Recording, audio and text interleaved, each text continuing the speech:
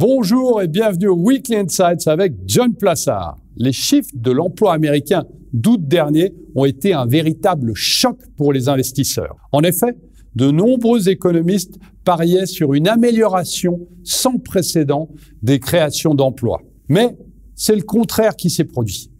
Comment expliquer une telle statistique et une telle situation aux États-Unis? Lorsque le Congrès a adopté l'American Rescue Plan en mars, prolongeant l'aide au chômage liée à la pandémie jusqu'à la fête du travail, c'est-à-dire le 6 septembre, des millions d'Américains ont poussé un soupir de soulagement. À l'époque, près de 14 millions de personnes dépendaient de ces programmes d'urgence et les offres d'emploi continuaient à grimper en flèche. Si la situation du marché du travail s'est nettement améliorée depuis, la nouvelle date butoir est arrivée hier, laissant des millions de personnes dans l'incertitude quant à ce qui pourrait être leur seul revenu. Outre le supplément hebdomadaire de $300 aux allocations de chômage de l'État, le programme d'assistance chômage en cas de pandémie, qui s'adresse aux travailleurs indépendants ou à ceux qui n'auraient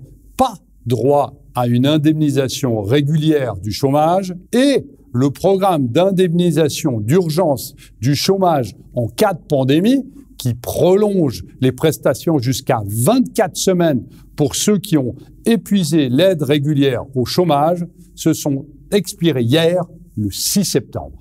Selon les données publiées par le ministère américain du Travail, la semaine dernière, 12,19 millions d'Américains recevaient encore des allocations chômage au cours de la semaine se terminant le 14 août. Et si le nombre de personnes recevant de l'aide par le biais des programmes d'État normaux est tombé à 2,8 millions de personnes, après avoir atteint un pic de plus de 22 millions en mai 2020, plus de 9 millions d'Américains dépendaient encore de l'aide fournie par l'un ou l'autre de ces deux programmes subventionnés. En effet, beaucoup de ceux qui ont perdu leur emploi pendant la première vague de la pandémie ont épuisé leurs prestations d'assurance chômage normale ou n'ont jamais été admissible en premier lieu. Merci beaucoup, passez une très bonne semaine et surtout n'hésitez pas à lire mon morning.